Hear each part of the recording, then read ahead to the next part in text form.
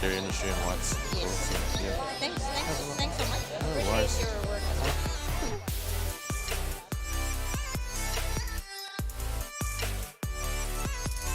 Good. See you around. You too. Have a good weekend.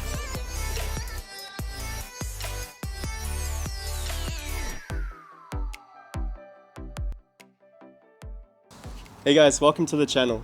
Today we're doing the activist series, A Voice for the Victims, and I'm here with Cam, one of the activists. I chose Cam to interview because he doesn't really fit the bill of a typical vegan activist. He's actually quite a laid-back guy when I first met him. So yeah, I just wanted to get his perspective on his activism, stuff like that. So let's get into it, bro. Sweet. So what's your story? Your vegan story. What made you vegan and what inspired you to live this lifestyle? So for me, it was like a random YouTube video, and it was a guy promoting being vegan, and he said, "Try the 7-day vegan challenge." And I had never heard the word vegan before, so Yeah. I was just curious. And me being like a curious guy, I just googled what it was, and from Google it said it was a diet. So I thought, oh, okay, so vegan is a diet.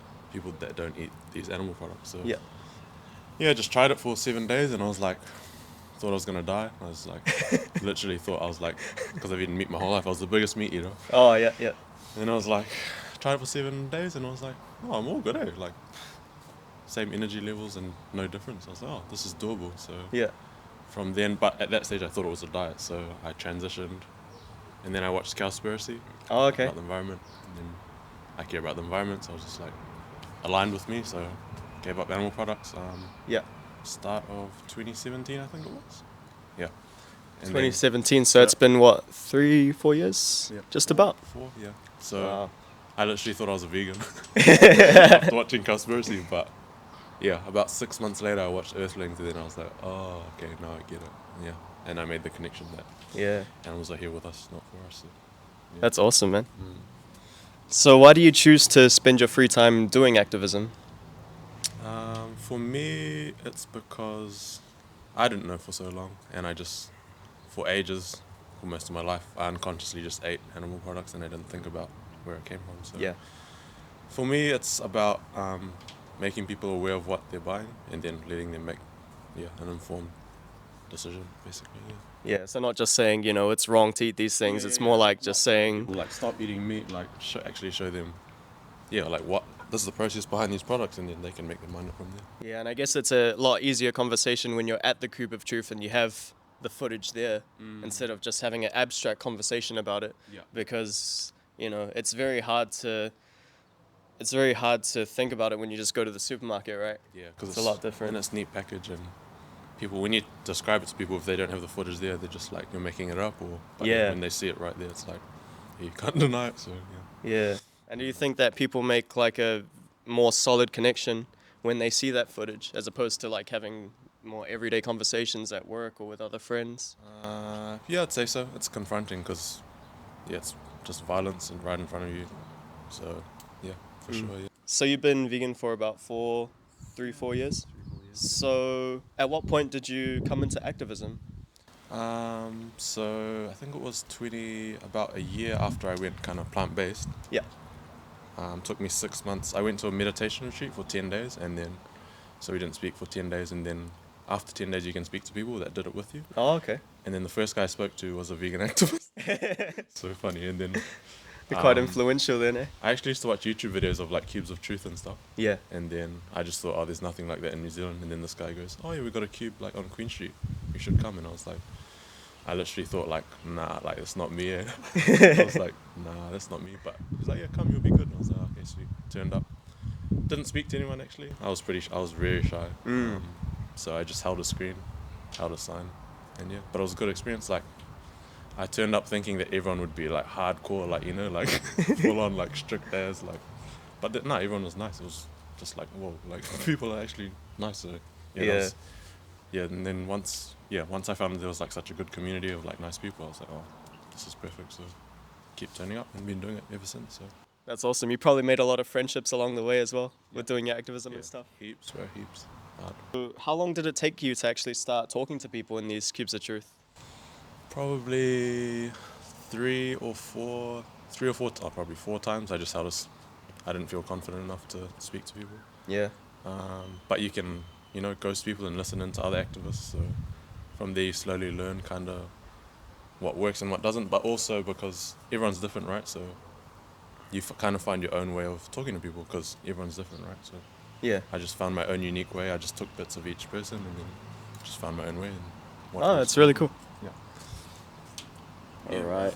So with doing activism, what's like the most fulfilling thing that's happened to you, or like a fulfilling conversation that you've had with someone while doing it? For me, it's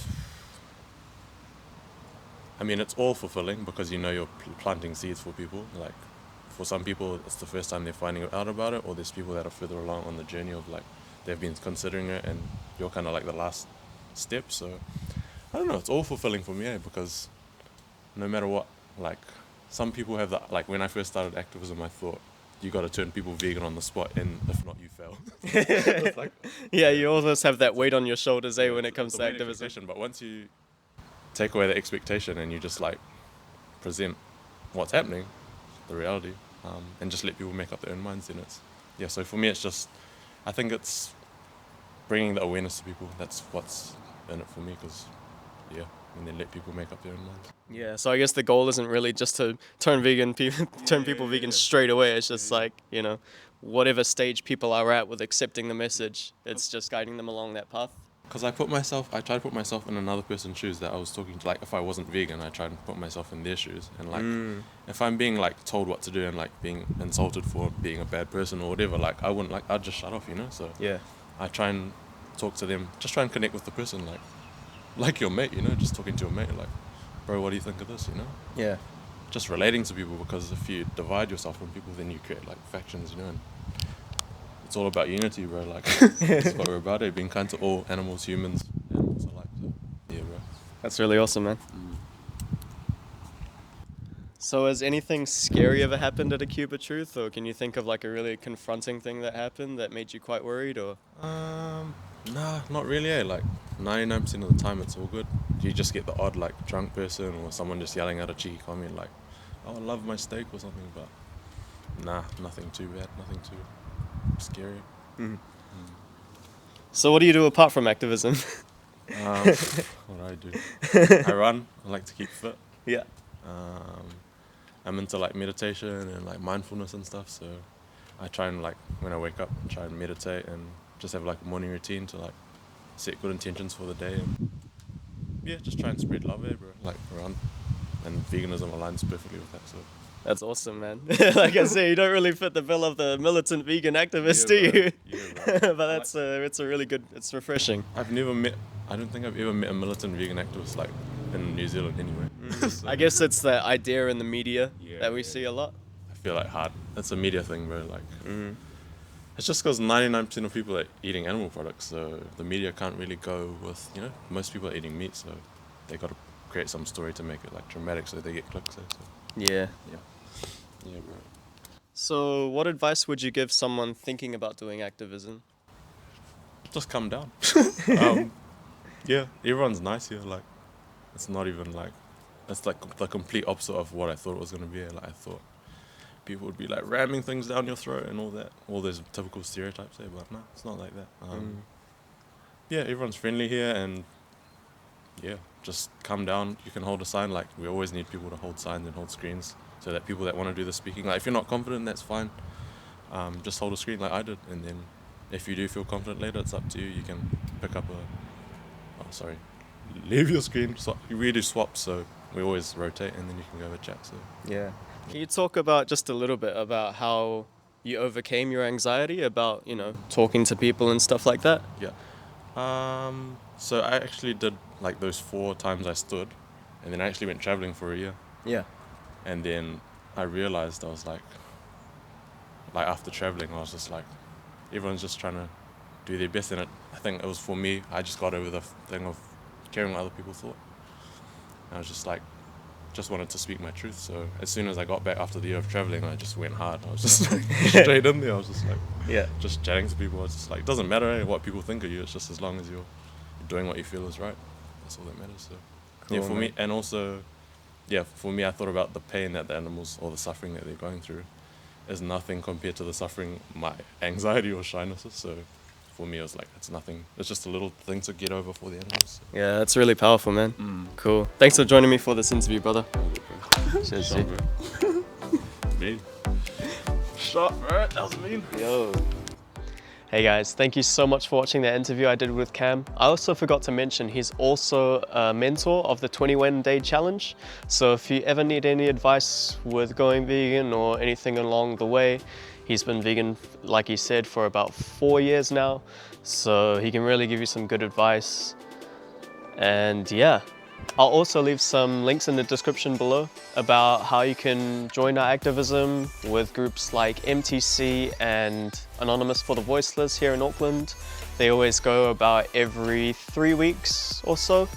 So if you ever feel like coming down, reach out to one of us or just come along. You don't have to engage in the activism straight away. You can just come and see what it's like and decide for yourself if you want to be a part for it. But yeah, this has been a voice for the victims, and I'm really glad to have shown you what it's like.